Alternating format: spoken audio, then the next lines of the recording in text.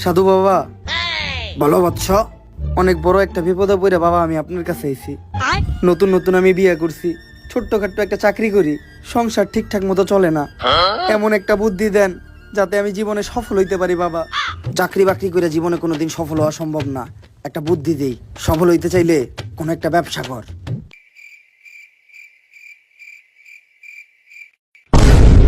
Guys, এটা হলাম আমি আর এটা হলো আমার বউ। আজকে থেকে আমরা দুইজন মিলা শুরু করছি কাপল ব্লগ। তাই দোয়া করবেন আমাদের জন্য, আমরা যেন ভবিষ্যতে এই বউ ব্যবসায় সফল হইতে পারি। দোস্ত, এই দেখ কই আইছি, ইন্ডিয়ার গোয়াতে আইছি, গোয়াতে। আর এই দেখ একটা কুত্তা গোয়াতে পড়ছে, তাও তুই গোয়াতে আইতে পারলি না। তাইলে কি তোর দক্ষতা একটা কুত্তার সমানও না? তুইও ইন্ডিয়ার গোয়াতে গেছস আর ওই কুত্তাটাও ইন্ডিয়ার গোয়াতে গেছে, তাহলে তোর আর ওই কুত্তাটার ভিতরে পার্থক্য রইলো কি?